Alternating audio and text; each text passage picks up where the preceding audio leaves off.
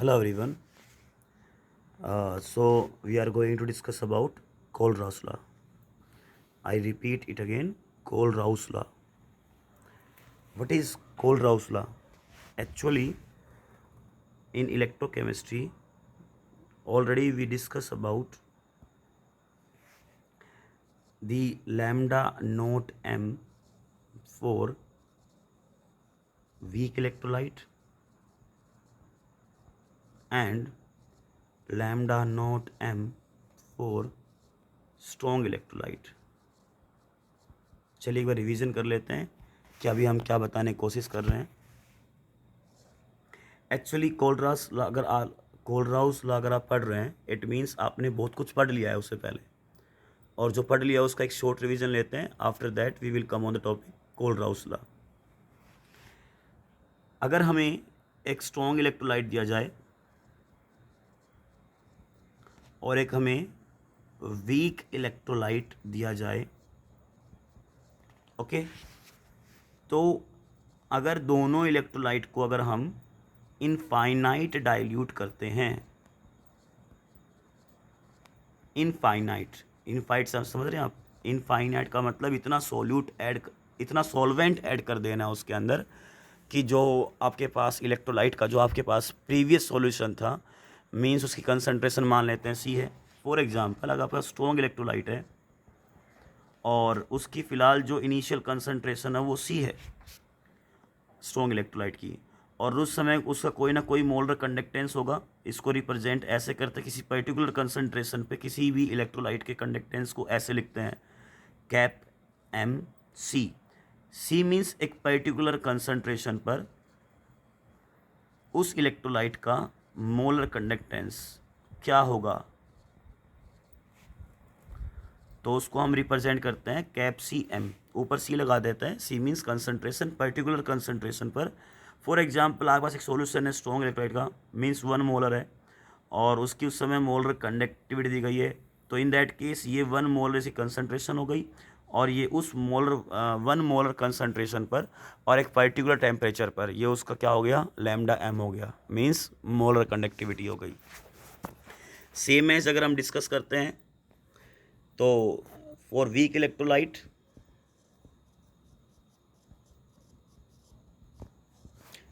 हमारे पास दिया हुआ है, तो उसका भी एक पर्टिकुलर कंसंट्रेशन पे आपको क्या मिलेगा, मोलर कंडक्टेंस मिलेगा. ओके, फॉर एग्जांपल आपके पास कंसंट्रेशन है वीक इलेक्ट्रोलाइट की सी और इस पर्टिकुलर कंसंट्रेशन पे उसको आपका लैम्डा एम दिया गया होगा, तो इसको हम रिप्रेजेंट करेंगे cap. Lambda is also called as cap. तो cap M molar conductance at particular concentration. अभी हम डिस्कस क्या करने वाले हैं, हम डिस्कस करने वाले हैं कि दोनों जो हमारे पास स्ट्रॉन्ग और वीक इलेक्ट्रोलाइट है, अगर हमारे पास कोई पर्टिकुलर कंसंट्रेशन के साथ एक स्ट्रॉन्ग इलेक्ट्रोलाइट है जैसा कि हम पहले जान चुके हैं, और एक पर्टिकुलर कंसंट्रेशन पर हमारे पास एक वीक इलेक्ट्रोलाइट है, ओके. तो अगर इन दोनों सॉल्यूशन को अगर इनफाइनाइट लेवल पर डाइल्यूट किया गया, इनफाइनाइट लेवल पे डाइल्यूशन का मतलब होता है कि इनमें इतना सॉल्वेंट आप ऐड कर दीजिए. फिलहाल मान लीजिए इनिशियल कंसंट्रेशन स्ट्रॉन्ग इलेक्ट्रोलाइट की सी है, ऐसे ही इनिशियल कंसंट्रेशन वीक इलेक्ट्रोलाइट की सी डैश है, ओके. कोई ना कोई वैल्यू होगी, ठीक है. अब अगर हम इस पर्टिकुलर सॉल्यूशन को इनफाइनाइटली डाइल्यूट करते हैं, मीन्स इसमें huge amount of solvent add करते हैं.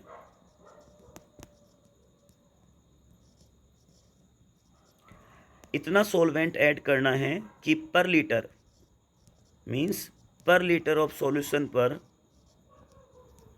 जो कंसंट्रेशन है वो नियरली 0 पहुंच जाए.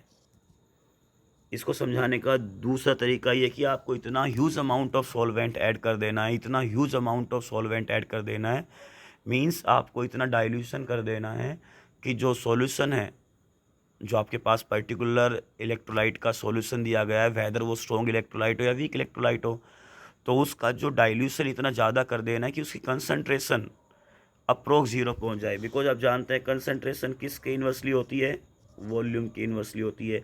If you increase volume infinitely, so you decrease concentration infinitely, और मीन्स अगर इसको बहुत ज़्यादा अमाउंट में वॉल्यूम को बढ़ाएंगे तो कंसनट्रेशन भी उसी रेस्पेक्ट में उतनी ज़्यादा कम हो जाएगी और अप्रोक्स जीरो पहुंच जाएगी एक पर्टिकुलर डाइल्यूशन के बाद। तो इन दैट केस हम क्या बोलेंगे, इन दैट केस बोलेंगे कि हमने क्या कर दिया, सॉल्यूशन को इनफाइनाइट डाइल्यूट कर दिया। सेम एज अगर हमारे पास वीक इलेक्ट्रोलाइट उसी इनिशियल कंसनट्रेशन सी डैश है, ठीक है, और उस समय मान लीजिए उसकी कोई पर्टिकुलर वॉल्यूम होगी, फॉर एग्जांपल 1 लीटर मान लीजिए, 1 लीटर सॉल्यूशन में उसी कंसनट्रेशन क्या है, सी डैश है।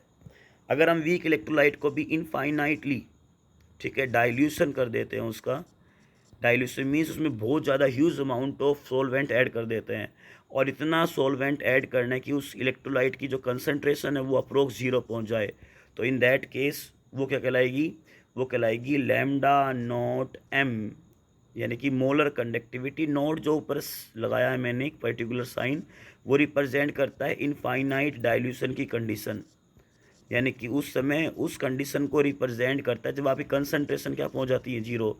तो उस पर्टिकुलर कंसनट्रेशन जीरो पर आपका मोलर कंडक्टिविटी क्या होगी, उसको हम लैम्डा नोट एम से रिप्रेजेंट करते हैं, या उसको रिप्रेजेंट कर सकते हैं लैम्डा इनफाइनाइट एम से।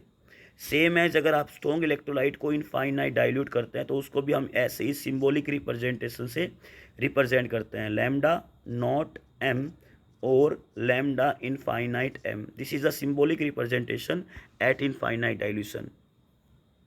नाउ हम फर्दर डिस्कस करते हैं दोनों के बारे में। अब हम डिसोसिएशन की बात करेंगे कि स्ट्रॉन्ग इलेक्ट्रोलाइट कैसे डिसोसिएट होता है और वीक इलेक्ट्रोलाइट कैसे डिसोसिएट होता है जब उसको हम सॉल्यूशन की फॉर्म में लेते हैं। As you know that strong electrolyte क्या होता है, स्ट्रॉन्ग इलेक्ट्रोलाइट वो होता है जो कंप्लीटली आयोनाइज हो, कंप्लीटली आयोनाइज हो या कंप्लीटली डिसोसिएट हो जाए, उसको हम स्ट्रॉन्ग इलेक्ट्रोलाइट बोलते हैं सॉल्यूशन के अंदर, जो डिसोसिएशन पूरा हो जाए इसका। और वीक इलेक्ट्रोलाइट उसे कहते हैं कि ऐसा कोई भी सब्सटेंस, चाहे वो एसिड हो या बेस हो या सोल्ट हो, जिसको अगर हम उसका सॉल्यूशन बनाएं तो पार्शियली उसका क्या हो, डिसोसिएशन हो। एक एग्जांपल से समझना चाहेंगे। फॉर एग्जांपल अगर आपके पास कोई पर्टिकुलर सॉल्यूट है 1 मोल ऑफ स्ट्रॉन्ग इलेक्ट्रोलाइट, और अगर उसको आप सॉल्यूशन बनाते हैं तो उसका जो 1 मोल ऑफ इलेक्ट्रोलाइट है वो कम्प्लीटली आयंस में ब्रेक हो जाना चाहिए, मीन्स कैटायन एंड एनायन। कुछ भी अमाउंट उसकी बिहाइंड लेफ्ट नहीं रहनी चाहिए, जो लेफ्ट अमाउंट है वो जीरो है, मीन्स आयन जो 1 मोलर सब्सटेंस आपने लिया वो कम्प्लीटली आयंस में डिसोसिएट हो जाएगा, मीन्स उसका अमाउंट जो अनडिसोसिएट होगा वो बचेगा ही नहीं। फॉर एग्जांपल अगर आपने मान लीजिए 1 मोल ऑफ NaCl लिया है तो 1 mole of NaCl completely dissociate हो जाएगा 1 mole of Na plus and 1 mole of Cl negative, means पीछे Cl के साथ जो Na है मीन्स NaCl है उसकी अमाउंट जीरो लेफ्ट होगी, सारा का सारा NaCl 1 mole of Na plus and 1 mole of Cl negative में डिसोसिएट हो जाएगा। तो ऐसे को बोलते हैं स्ट्रॉन्ग इलेक्ट्रोलाइट। वीक का देखें तो वीक ऐसा कभी नहीं करता। वीक इलेक्ट्रोलाइट मोस्टली या तो 5% अपनी टोटल अमाउंट का डिसोसिएट होगा, या मे बी 10 मान लेते हैं 10% डिसोसिएट होगा। For example if you have acetic acid CH3COOH, you know that this is the weak electrolyte, and when we dissolved it is in solvent or we make the solution of acetic acid, the acetic acid do not dissociated into ions completely, rather than it dissociate partially or ionize partially। Means अगर आपने मान लीजिए total amount आपने 1 मोल लिया हुआ है acetic acid का, तो मे बी उस टोटल 1 मोल का 5% ही क्या हो, डिसोसिएट, और 95% अनडिसोसिएटेड रह जाएगा। तो in that case you can represent it like this CH3COOH, और बीच में इक्विलिब्रियम कंडीशन ऐसे रिप्रेजेंट होगी। इट मीन्स क्या हो जाएगा, कुछ देर तो ये डिसोसिएट होगा, उसके बाद अनडिसोसिएटेड और डिसोसिएट फॉर्म में इक्विलिब्रियम मेंटेन हो जाएगा। चलिए फर्दर डिस्कस करते हैं। अब बात करते हैं कि अगर हमने इसको दोनों इलेक्ट्रोलाइट को, हमारे पास दोनों इलेक्ट्रोलाइट है, स्ट्रॉन्ग भी और वीक भी है, ठीक है, अगर हम इसको इनफाइनाइट डाइल्यूट करते हैं तो इनके इनफाइनाइट डाइल्यूशन पे जो मोलर कंडक्टिविटी होगी उसको हम कैलकुलेट कर पाएंगे कि नहीं कर पाएंगे। देखिए, एक तो पर्टिकुलर कोई भी इलेक्ट्रोलाइट हो, स्ट्रॉन्ग हो चाहे वीक हो, उसकी पहले तो एक पर्टिकुलर कंसंट्रेशन दी जाती है, और किसी पर्टिकुलर कंसंट्रेशन पे अगर हम किसी की मोलर कंडक्टिविटी निकालते हैं तो you can represent like this lambda M और ऊपर कंसंट्रेशन सी। और इसको सिंपली हम कैसे निकालते हैं? सिंपली निकालते हैं kappa multiply by 1000 divide by concentration means molarity. Same as हम वीक का निकाल सकते हैं, बट इस फर्क होता है वीक में, वीक कंप्लीटली आयोनाइज नहीं होता, ठीक है, स्ट्रॉन्ग के मुकाबले। ओके, दूसरा पॉइंट अगर हम डिस्कस करें तो डिसोसिएशन के बारे में सोचते हैं दोनों के।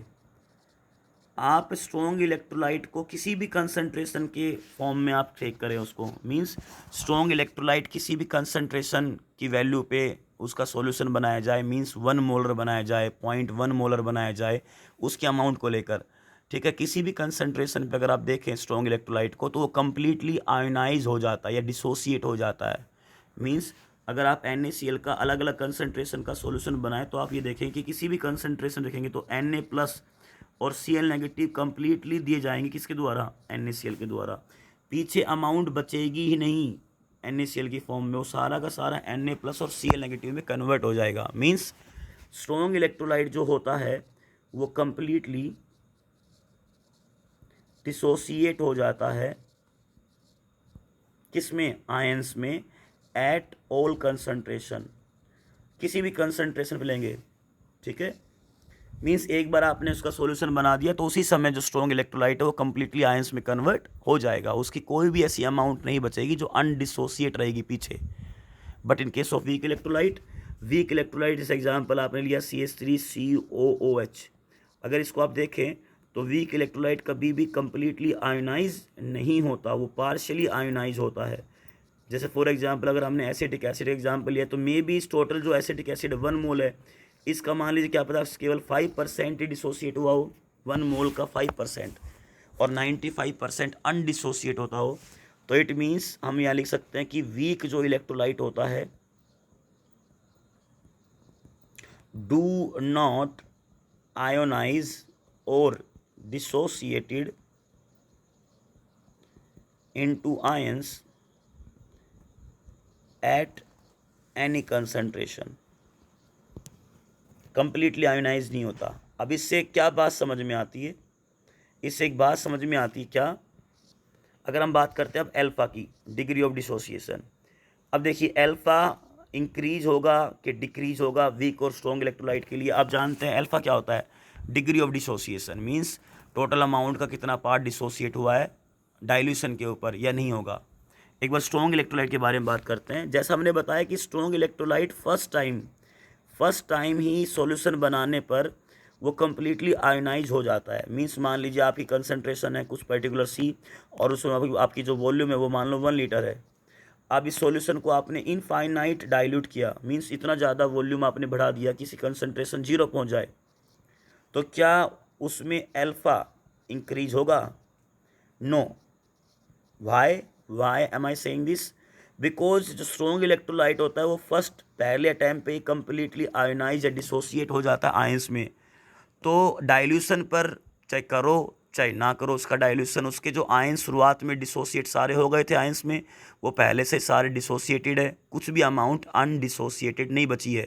तो इस मीन्स अगर उसमें थोड़ा बहुत और सोलवेंट ऐड करोगे तो इसका मतलब क्या है कि आपको पहले से ही डाइल्यूशन से पहले ही सारे कंप्लीट सब्सटेंस आयंस की फॉर्म में मिलेंगे। डाइल्यूशन करने पर सिर्फ क्या होगा? डाइल्यूशन करने पे ये होगा कि जो कैटायन और एनायन के बीच का जो डिस्टेंस है वो थोड़ा इंक्रीज हो जाएगा, जिससे क्या होगी जो मूवमेंट है, मूवमेंट ऑफ आयंस वो थोड़ी इंक्रीज होगी, जिससे थोड़ा बहुत कंडक्टेंस इंक्रीज हो जाएगा स्ट्रॉन्ग इलेक्ट्रोलाइट का। But in case of weak electrolyte जरा देखें, वीक इलेक्ट्रोलाइट क्या होते हैं? वीक इलेक्ट्रोलाइट आप जानते हैं पार्शियली आयोनाइज या डिसोसिएट होते हैं। जैसे हम स्टार्ट से एग्जाम्पल लेते आ रहे हैं CH3COOH का, तो वो देता है CH3CO- एसिटेट आयन और H+ आयन। अब मान लीजिए शुरुआत में हमारे पास इनिशियल अमाउंट 1 मोल है और यहाँ पे 5% ही डिसोसिएट हुआ है। अब इस सॉल्यूशन को हम इनफाइनाइटली डाइल्यूट करते हैं, मींस इस एसिटिक एसिड के सॉल्यूशन में इतना सोलवेंट ऐड कर देते हैं कि इसकी कंसंट्रेशन क्या पहुँच जाए? 0। तो उस केस में क्या इसका अल्फा बस बढ़ेगा? क्या उसका डिसोसिएशन बढ़ेगा? यस। वीक इलेक्ट्रोलाइट को जब भी हम डाइल्यूट करेंगे डाइल्यूशन पर, ठीक है, on dilution of weak electrolyte alpha increases for weak electrolyte ना। मीन्स अगर आप वीक इलेक्ट्रोलाइट को लेते हैं एक पर्टिकुलर कंसंट्रेशन पे, फिर उसका डाइल्यूशन करते हैं, उसी कंसंट्रेशन को डिक्रीज करते हैं, मीन्स आपने डाइल्यूशन इंक्रीज किया है। तो डाइल्यूशन करने पर, डाइल्यूशन बढ़ाने पर जो उसकी जो कंसंट्रेशन होती है आयंस की वो इंक्रीज होती है पहले के मुकाबले। मीन्स मतलब अगर पहली कंडीशन देखें, मीन्स अगर शुरुआत में मान लीजिए एसिडिक एसिड ने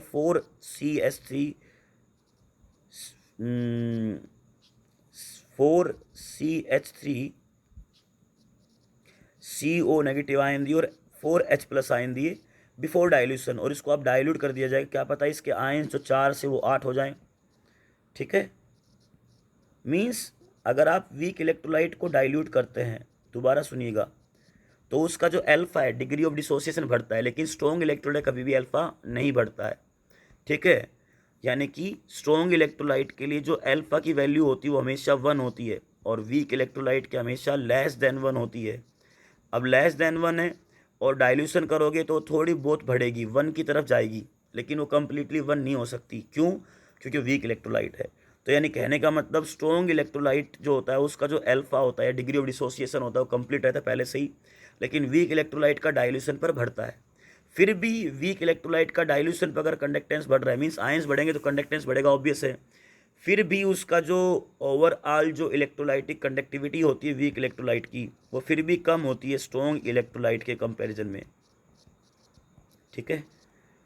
तो लास्ट में ओवरऑल हमारे पास क्या फाइनल रिजल्ट आया कि अगर हम इनफाइनाइट डाइल्यूशन पे, इनफाइनाइट डाइल्यूशन मीन्स लैम्डा, ये कैप बोल दो इसको, cap naught M, infinite dilution पे अगर हम स्ट्रॉन्ग इलेक्ट्रोलाइट का कंडक्टेंस निकालना चाहें तो हम उसको फाइंड आउट कर सकते हैं। वी विल फाइंड आउट कि इनफाइनाइट डाइल्यूशन करने पर भी वी विल फाइंड आउट क्या, lambda note M for strong electrolyte. क्यों? क्योंकि एक तो स्ट्रॉन्ग इलेक्ट्रोलाइट्स आयनाइज कंप्लीटली होता है, तो आयंस, नंबर ऑफ आयंस बहुत ज़्यादा होते हैं as compare to weak electrolyte. दूसरा, डाइल्यूशन पर अगर हम किसी भी स्ट्रॉन्ग इलेक्ट्रोलाइट के सॉल्यूशन को इनफाइनाइट डाइल्यूट करते हैं तो क्या नहीं बढ़ता, एक तो अल्फा उसका इंक्रीज नहीं होता, अल्फा इंक्रीज नहीं होगा तो मीन्स वेरिएशन कम आएगा। वेरिएशन मीन्स शुरुआत में जो आयंस रहेंगे वही बाद में आयंस रहेंगे डाइल्यूशन पर, बस थोड़ा बहुत फर्क किसका पड़ेगा कि जो कैटायन और एनायंस उनके बीच का डिस्टेंस इंक्रीज होने से उसकी मूवमेंट आयंस की होगी वो थोड़ी फ्री हो जाएगी, तो उसका जो कंडक्टेंस है पहले के मुकाबले बस वो थोड़ा सा बढ़ेगा, लिटिल बिट। मीन्स वेरिएशन क्या आएगा, variation in conductance for strong electrolyte before dilution and after dilution not change so much. तो इट मीन्स उसका जो कंडक्टेंस वो सेम, नियरली सेम रहेगा, थोड़ा बहुत इंक्रीज होगा कह सकते हैं साहब, ठीक है। तो इतना कुछ अफेक्ट नहीं पड़ेगा। तो ऐसा क्या कर सकते हैं हम, क्योंकि नंबर ऑफ आयंस ज़्यादा होते हैं और उसमें ज़्यादा बदलाव नहीं आया, तो lambda note am strong electrolyte के लिए हम कैलकुलेट कर सकते हैं। लैम्डा नोट एम का मतलब क्या होता है बेटा, लैम्डा नोट एम का मतलब होता है इनफाइनाइट डाइल्यूशन पे मोलर कंडक्टिविटी हम निकाल सकते हैं, किसके लिए, स्ट्रॉन्ग इलेक्ट्रोलाइट के लिए, कि वेरिएशन ज़्यादा नहीं आता। और दूसरा, नंबर ऑफ आयंस पहले से कम्प्लीटली अपनी फुल फॉर्म में होते हैं, मतलब जो भी आपने अमाउंट ली वो कम्प्लीटली पहले डिसोसिएट या आयनाइज आयंस में हो जाती है। डाइल्यूशन पर उसमें थोड़ी बहुत मूवमेंट बढ़ जाती है, बिकॉज डाइल्यूशन पे आयंस के बीच का जो इंटर आयनिक इंटरेक्शन वो खत्म हो जाता है, तो आयंस फ्री हो जाते हैं तो मूवमेंट करते हैं, बट वेरिएशन ज़्यादा नहीं आता। बिफोर डाइल्यूशन आफ्टर डाइल्यूशन थोड़ा बहुत फ़र्क आता है। तो इसलिए हम डाइल्यूशन करने पर कौन सा, इनफाइनाइट, तो हम मोलर कंडक्टिविटी निकाल सकते हैं। बट अगर हम क्या बात करें, वीक इलेक्ट्रोलाइट की बात करें, तो वीक इलेक्ट्रोलाइट ही हमारी सारी प्रॉब्लम है। वीक इलेक्ट्रोलाइट तो क्या होता है, तो पार्शियली आयनाइज होता है, पहली बात। यानी कि अगर आप जो टोटल अमाउंट ले रहे हैं, फॉर एग्जांपल जैसे हम रिपीट करते रहे एग्जांपल CH3COH का, तो ये किस में टूटेगा, CH3CO negative plus H plus. एक तो इसकी जो टोटल अमाउंट हमने लिए मान लो 1 मोल, तो इसका मुश्किल से 5% ही आयोनाइज होता है। एक तो पहली बात ये बहुत कम आयोनाइज हो रहा है किसी पर्टिकुलर कंसनट्रेशन पे। दूसरा, अगर आप इसको इनफाइनाइट डाइल्यूट कर दें तो इनफाइनाइट डाइल्यूशन, ये बेटा इनफाइनाइट का साइन है, इनफाइनाइट डाइल्यूशन पे इसका अल्फा इंक्रीज होगा, means degree of dissociation increase होगा। तो मे बी ये 5% से 10% टूट जाए, हो सकता है। लेकिन फिर भी अगर 10% टूटेगा तो भी क्या होगा, टोटल अमाउंट का 10% ही टूटा है, मतलब 5% और बढ़ गया, फिर भी ये टोटल 100% नहीं टूटा। तो इट मीन्स वीक इलेक्ट्रोलाइट का जो इनफाइनाइट डाइल्यूशन पे कंडक्टेंस होता है वो फिर भी कम होता है, किसके मुकाबले, स्ट्रॉन्ग इलेक्ट्रोलाइट के मुकाबले। अब देखेंगे अब क्या होगा, डिसोसिएशन, डिग्री ऑफ डिसोसिएशन बढ़ गया। अब देखो डाइल्यूशन पे दो चीज़ें और बढ़ेंगी, एक तो पहला, एक तो आपका सोलवेंट इंक्रीज होने से क्या हो गया, वॉल्यूम अचानक से बहुत ज़्यादा बढ़ गई, मतलब ज़्यादा स्पेस अब अवेलेबल होगा आयंस के लिए।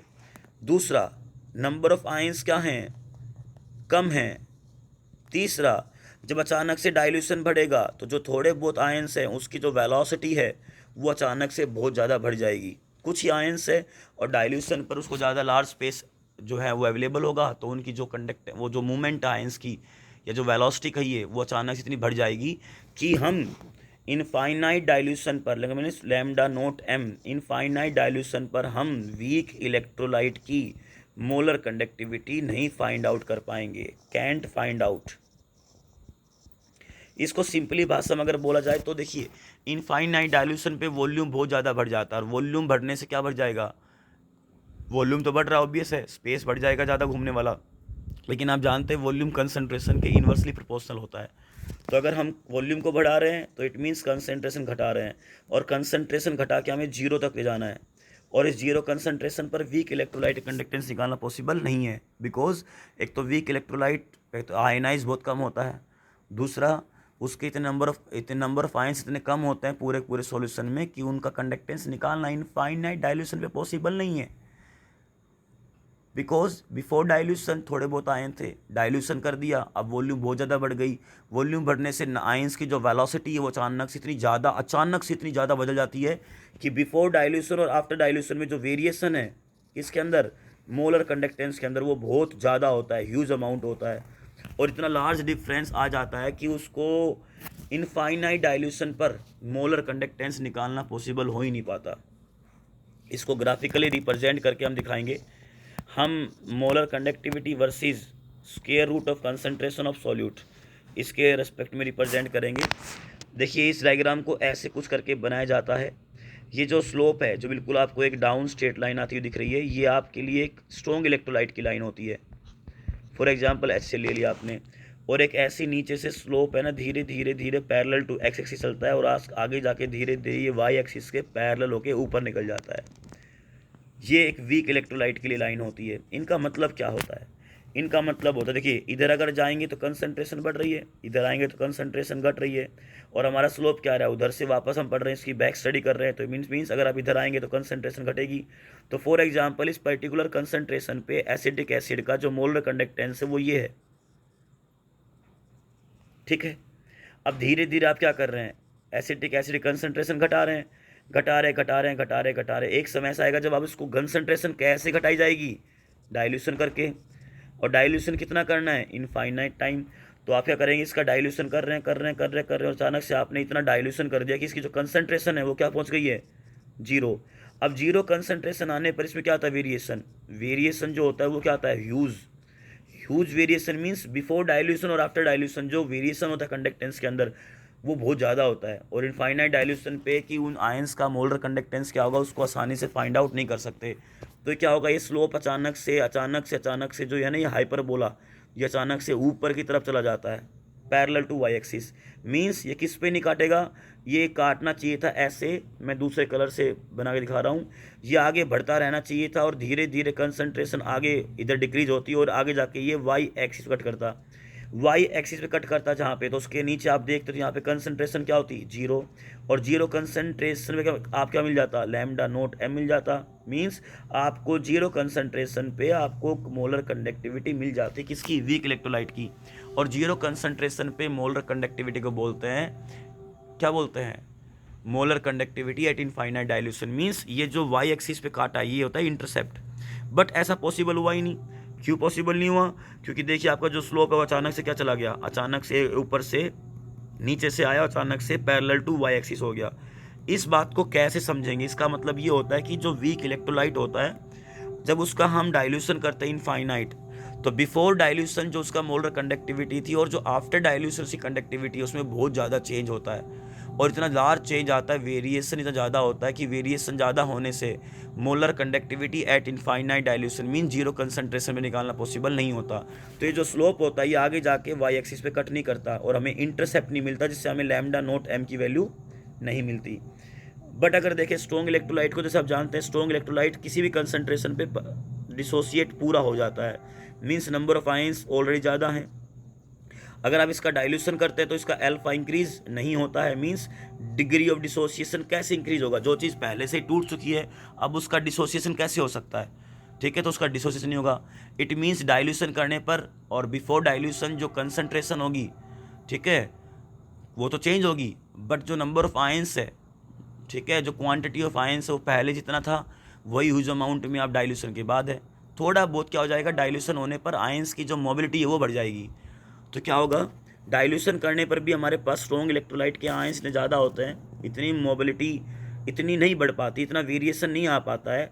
तो जिसके कारण हम क्या कर सकते हैं, इस स्लोप को थोड़ा एक्स्ट्रा प्लॉट करके हम इसको आगे जाके जीरो कंसंट्रेशन पर तक ले जाके और इसको वाई एक्सिस पे कट कर सकते हैं। ये जो इंटरसेप्ट पॉइंट आएगा ये क्या बताएगा, इंटरसेप्ट पॉइंट के नीचे चलो बॉटम में, यहाँ पे कंसंट्रेशन क्या है, दोनों एक्सिस के पॉइंट बीच में कंसंट्रेशन यहाँ पे जीरो है, तो जीरो कंसंट्रेशन पे आपको यहाँ पे क्या मिल जाएगी, लैम्डा नोट एम मिल जाएगा इंटरसेप्ट, और ये बताएगा आपको इनफाइनाइट डाइल्यूशन पे मोलर कंडक्टिविटी। मीन्स आप यहाँ से निकाल सकते हैं क्या, इनफाइनाइट डाइल्यूशन पे स्ट्रॉन्ग इलेक्ट्रोलाइट की मोलर कंडक्टिविटी निकालना पॉसिबल है ग्राफिकली। आप इस स्लोप को आगे एक्स्ट्राप्लॉइट करके या एक्स्ट्राप्लॉट करके आप इसको वाई एक्सिस पे कट कर सकते हैं, बिकॉज स्ट्रॉन्ग इलेक्ट्रोलाइट कैसे इलेक्ट्रोलाइट है, जो कम्प्लीटली आयोनाइज होता है, तो बिफोर डाइल्यूशन उसके बहुत कम्प्लीटली आयंस में वो डिसोसिएट हो जाता है। जैसे उसका डाइल्यूशन करेंगे तो उसका अल्फा इंक्रीज होगा नहीं, क्यों? अल्फा क्या होता है, डिग्री ऑफ डिसोसिएशन। जो चीज़ पहले से टूट चुकी है वो बाद में क्या टूटेगी, वो तो सेम की सेम रहेगी। तो मीन्स अल्फा में कोई चेंज नहीं आता स्ट्रॉन्ग इलेक्ट्रोलाइट के, मीन्स आयन जो पहले थे वो बाद में रहते हैं, बस डाइल्यूशन पर क्या होता है थोड़ी मोबिलिटी, क्योंकि वॉल्यूम बढ़ने से आयन थोड़े खुले खुले हो जाते हैं जिससे उसकी थोड़ी मोमेंट बढ़ जाती है। तो कंडक्टेंस में चेंज ज़्यादा नहीं आता डाइल्यूशन पर, इनफाइनाइट डाइल्यूशन पे स्ट्रॉन्ग इलेक्ट्रोलाइट का। तो इनफाइनाइट डाइल्यूशन पे ज़्यादा चेंज नहीं आएगा, तो उसको हम कैलकुलेट कर सकते हैं ग्राफिकली। बट वीक इलेक्ट्रोलाइट क्या होता है, वीक इलेक्ट्रोलाइट पहले से ही क्या होता है, पार्शियली आयोनाइज होता है। पार्शियली आयोनाइज होने से उसके जो नंबर ऑफ आयंस होते हैं किसी पर्टिकुलर कंसंट्रेशन वो ना के बराबर होते हैं।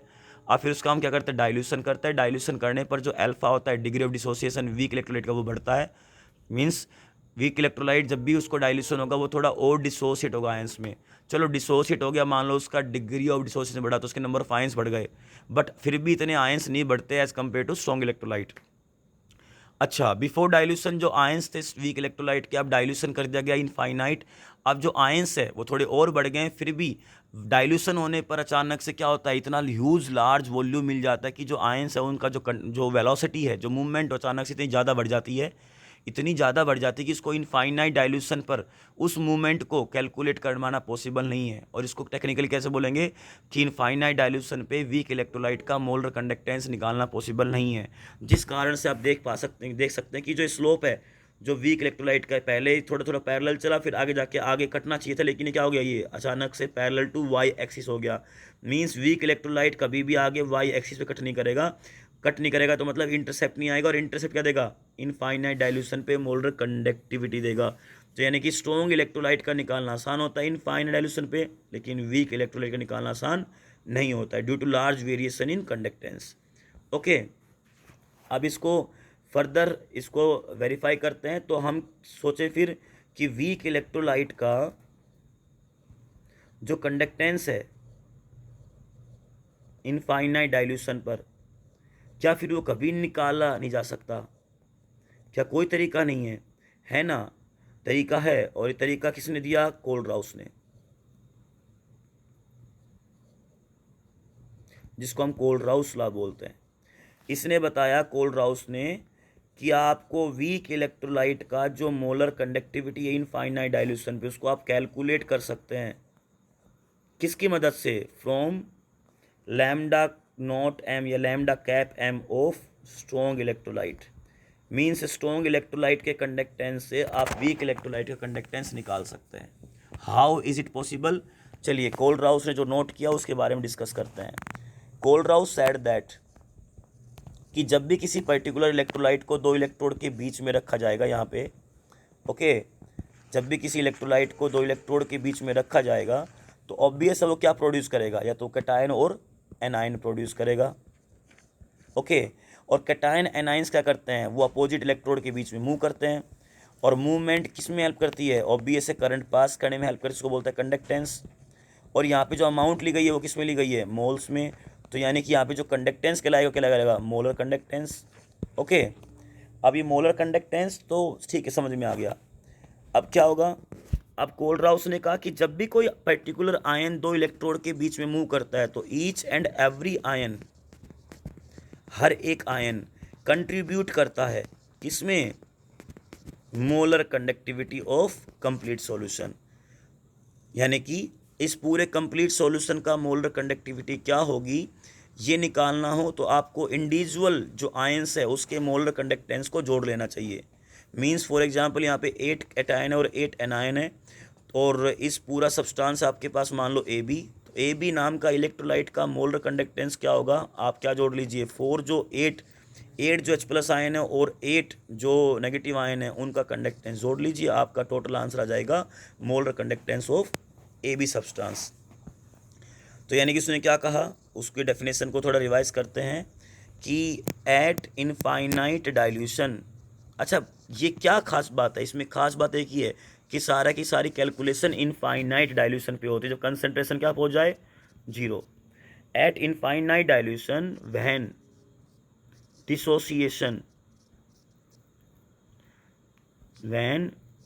Dissociation of electrolyte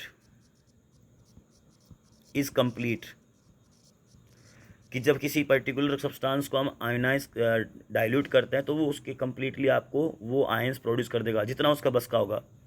then each and every ion of electrolyte contribute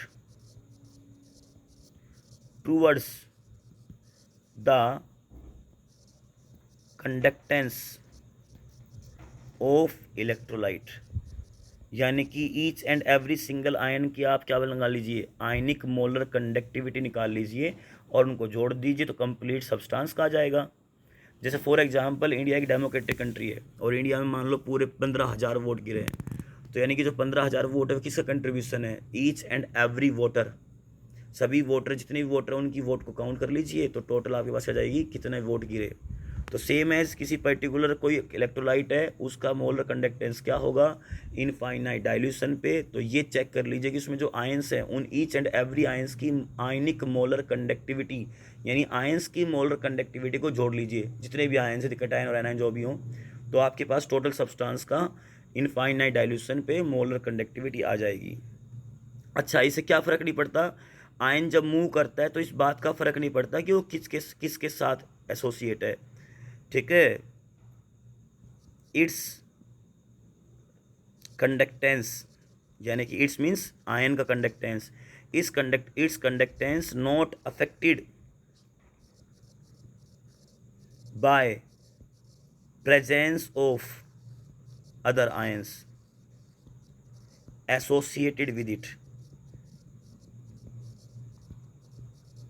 for example weak electrolyte में H प्लस आयन है तो उसका कंडक्टेंस आपको निकालना है, तो आयन जो H प्लस आयन, जितने भी H प्लस आयन है सब मूव करेंगे, हेल्प करेंगे। मान लो इस Cl नेगेटिव आयन प्रेजेंट है तो इस H प्लस आयन के कंडक्टेंस पे Cl नेगेटिव आयन के कंडक्टेंस का कोई असर नहीं पड़ेगा, या इसकी प्रेजेंस का इसके कंडक्टेंस पे कोई असर नहीं पड़ेगा, ठीक है। तो ये कोलराउस बोलता है, ठीक है।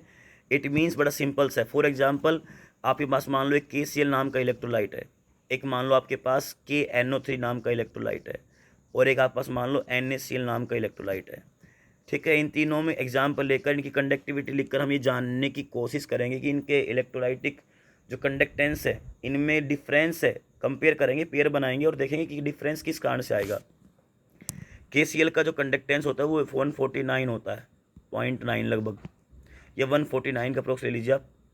KNO3 का होता है 145, उसका 149.9 लीजिए साइमन सेंटीमीटर स्क्वायर पर मोल। इसका 145 सेम यूनिट, और इसका होता है 126.5 अप्रोक्स, इतना। अब देखिए, मान लो KCl और KNO3 का मुझे कंडक्टेंस कंपेयर करना है, तो करें। KCl और KNO3 दोनों का लिख लीजिए। इसका है 149.9 और इसका है 145.0। जरा गौर कीजिए दोनों में डिफरेंस कितना है, डिफरेंस निकाल लीजिए। 4.9 के लगभग आ जाएगा। एम आई राइट और रॉन्ग? 145 + 4 149 और पॉइंट पीछे है ही 4.9 का डिफरेंस आएगा। इन दोनों के कंडक्टेंस में डिफरेंस जो आया ये 4.9 का, किस कारण से आया? देखिए, ऊपर वाले केस में K+ कॉमन है, नीचे वाले में K+ कॉमन है, तो इनका दोनों कंडक्टेंस सेम रहेगा, तो ये कट जाएगा। यानी KCl और KNO3 के कंडक्टेंस में डिफरेंस सिर्फ किस कारण से है? यहाँ जो Cl नेगेटिव आयन और यहाँ पे जो नाइट्रेट आयन है। इससे ये बात प्रूव होती है कि each and every ion contribute towards the molar conductance of electrolyte. Her ion का कंडक्टेंस में क्या होता है? इंपॉर्टेंस होता है, वो हर आयन्स कंट्रीब्यूट करता है। सेम है, अगर हम मान लो यहाँ तो कैटायन सेम था, अगर मैं एनायन सेम कर एग्जांपल लूँ, जैसे एग्जांपल KCl ले लिया मैंने और NaCl ले लिया। KCl का 149.9 और इसका क्या है 126.6 है, अप्रोक्स है 5 ले लीजिए, ठीक है। तो इन दोनों के बीच का जो डिफरेंस होगा यहाँ पे, ठीक है, आए समझ में? यहाँ पे लगभग ये हो गया 10 + 9.9 + 3.5 के अप्रोक्स, तो हो जाएगा 9 + 5 एक नोट 14.4 के अप्रोक्स आ जाएगा, इतना लगभग आ जाएगा अगर हमें सही कैलकुलेट किया है तो, ठीक है। तो यानी कि जो 14.4 का डिफरेंस है किस कारण से है? देखिए दोनों केस में क्या है, Cl नेगेटिव सेम है, तो दोनों का तो मोलर कंडक्टेंस सेम रहेगा, बिकॉज दोनों आगे 1 मोल है, तो यहाँ पे 1 mole of Cl negative ion, यहाँ पे 1 mole of Cl negative ion, दोनों का सेम रहेगा, दोनों का कैंसिल। तो यानी कि दोनों की वैल्यू जो डिफरेंस आया 14.4 का, वो किस कारण से आया? K+ और Na+ आयंस के कंडक्टेंस कारण। Means each and every ion contribute towards the complete conductance of electrolyte of A solution. इसको रिप्रेजेंट करना सीख लेते हैं कि किसी भी इलेक्ट्रोलाइट का इनफाइनाइट डाइल्यूशन पे मोलर कंडक्टेंस कैसे रिप्रेजेंट करते हैं। देखिए एग्जांपल लेते हैं NaCl। जब भी कोई पर्टिकुलर कंपाउंड दिया जाए तो उसका पहले कैप लगाकर उस पर नोट लगाकर उस केमिकल का नाम लिख लीजिए, ठीक है, = अब इस जो NaCl का जो कंडक्टेंस है वो किस कारण से है? Na+ और Cl नेगेटिव, तो इन दोनों का कंडक्टेंस जोड़ दीजिए तो टोटल NaCl का जाएगा। तो कैसे लिखेंगे? λ0। ये है आयनिक कंडक्टेंस का sign, ionic conductance of Na+ ionic conductance of Cl negative, दोनों का कंडक्टेंस जोड़ दीजिए।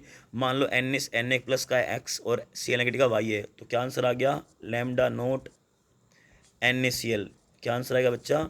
दोनों का जोड़ दीजिए x + y, xy आ गया, ठीक है, x + y, ये आंसर आ गया साइमन सेंटीमीटर स्क्वायर पर मोल। दूसरा एग्जांपल ले लेते हैं। मान लो आपको निकालना है Al2SO4 की थ्राइस, इसका निकालना है।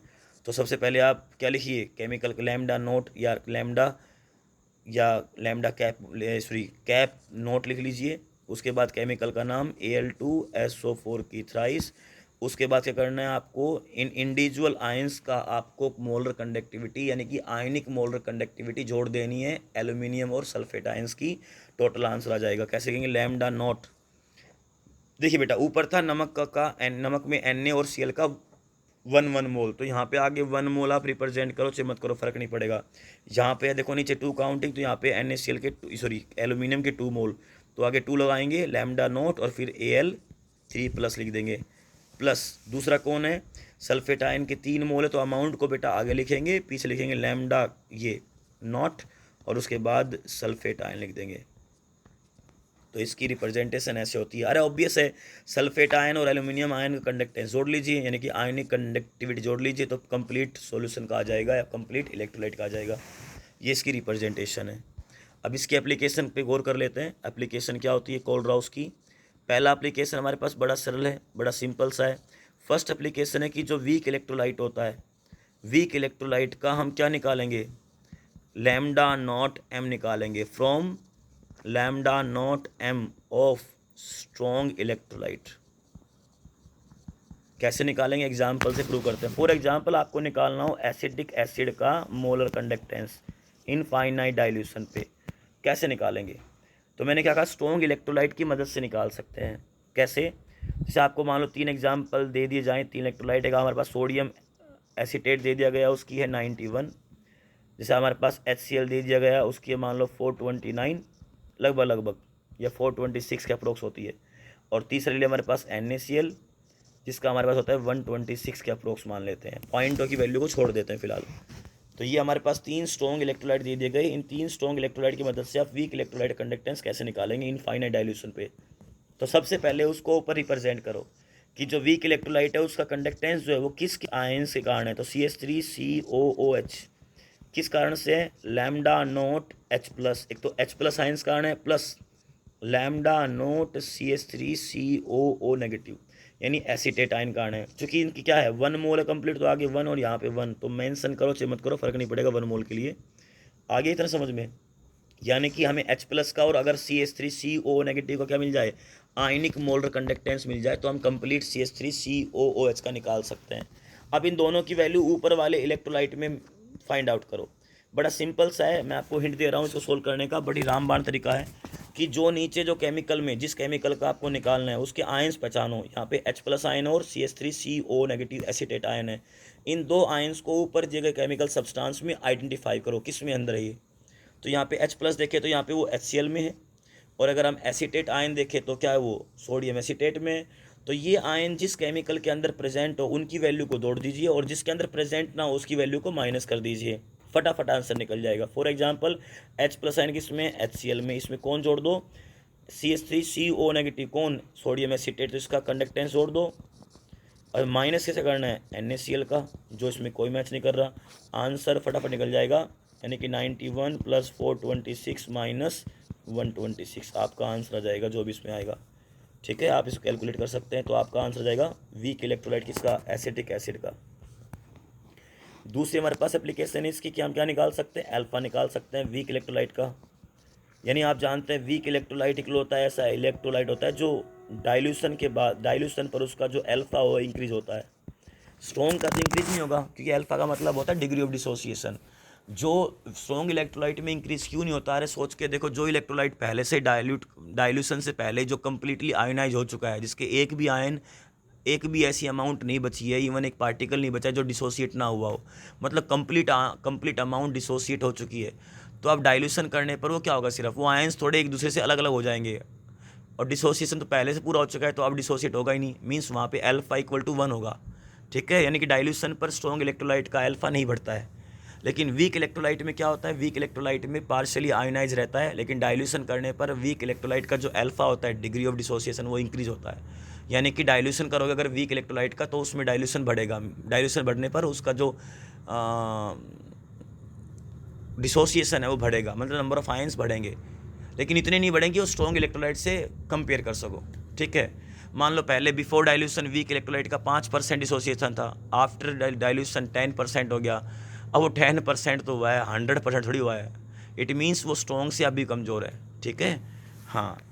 तो दूसरा इसका है application alpha, degree of dissociation. इसको निकालने का बड़ा सिंपल तरीका है, अल्फा = जिसका भी निकालना हो इलेक्ट्रोलाइट का, उसका किसी पर्टिकुलर कंसंट्रेशन पे मोलर कंडक्टेंस दिया जाएगा, और उसको डिवाइड कर दीजिए इन फाइनाइट डाइल्यूशन, उसका मोलर कंडक्टेंस क्या है।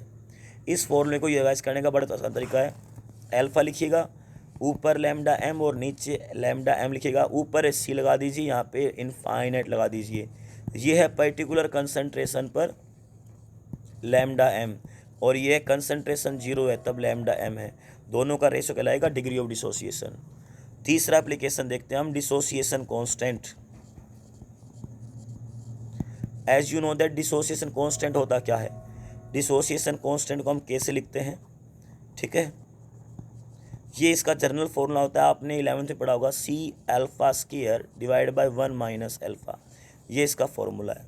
अगर एसिड का निकालना तो यहाँ पे A लग जाएगा सबस्क्रिप्ट, बेस का निकालना तो K के नीचे B लग जाएगा।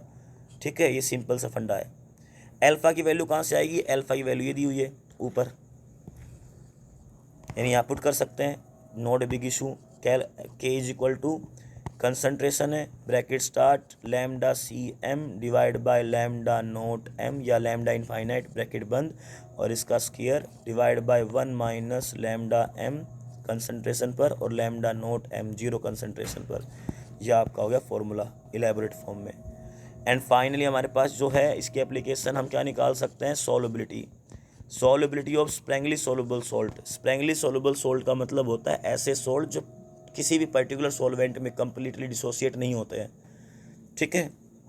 तो हमने जैसे इसका आइडिया हम कहाँ से निकालेंगे, हमने पहले मोलर कंडक्टिविटी का फॉर्मूला पढ़ा था, kappa into 1000 divide bye molarity, या कहिए डिवाइड बाय कंसंट्रेशन। कंसंट्रेशन यहाँ पे मोलैरिटी हो सकती है, नॉर्मेलिटी हो सकती है, सोलुबिलिटी हो सकती है, ये सारी कंसंट्रेशन टर्म है। तो हम यहाँ पे क्या निकाल रहे हैं, इनफाइनाइट डाइल्यूशन पे, तो हम यहाँ पे लेंगे लैम्डा नोट एम लेंगे is equal to kappa into 1000 divide by कौन सी कंसंट्रेशन टर्म्स की हम सॉल्युबिलिटी पढ़ रहे हैं। अब इसको ऊपर लीजिए, इसको नीचे लिए, ये क्या बन जाएगा फॉर्मूला, ये बन जाएगा solubility is equal to kappa into 1000 divide by lambda naught है। ये सारे की सारी 3 एप्लीकेशन है, बड़ा इंपॉर्टेंट टॉपिक है इलेक्ट्रोलाइटिक कंडक्टेंस का, इसको प्लीज़ रिवाइज करें और माइंड में रखें। लास्ट एक बात, स्ट्रॉन्ग इलेक्ट्रोलाइट का अगर आपको क्या निकालना हो, लैम्डा नोट एम, और आपको क्या दिया गया हो, लैम्डा नोट एम दिया गया हो, इनफाइनाइट डाइल्यूशन पे मोलर कंडक्टिविटी दी गई हो, तो इन दोनों में रिलेशन क्या होगा, ठीक है, इन दोनों का रिलेशन क्या होगा वो चेक कर लीजिए। तो for strong electrolyte lambda M और लैम्डा नोट एम में क्या रिलेशन है, ये गिवन किसने बताया, किसके द्वारा दिया गया, एक इक्वेशन हमारे पास, उसकी मदद से हम सोल्व कर सकते हैं इसको, वो होती है डिबे हक्कल ऑन-सैगर इक्वेशन, और वो क्या है, वो ये है lambda M is equal to lambda note M minus A concentration की पावर हाफ, इसको आप स्क्वायर रूट ऑफ कंसंट्रेशन बोल सकते हो। ए यहाँ पे स्लोप है, ये आपका इंटरसेप्ट है, ये आपका एक्स एक्सिस है और ये आपका वाई एक्सिस है। इसको रिप्रेजेंट करना चाहें तो ऐसे कर सकते हैं, ये लैम्डा एम हो गया, ये आपका 1/c या कहिए c की पावर हाफ हो गई, और ये आपका स्लोप हो गया क्योंकि नेगेटिव वैल्यू है, ये ए को रिप्रेजेंट करेगा, ये नेगेटिव स्लोप है, ठीक है, और यहाँ पे कट करेगा तो ये आपका इंटरसेप्ट है लैम्डा नॉट एम, ठीक है। तो ये निकाल सकते हैं वीक इलेक्ट्रोलाइट और मैंने आपको स्ट्रॉन्ग इलेक्ट्रोलाइट की मदद से निकाल सकते हैं। Thank you.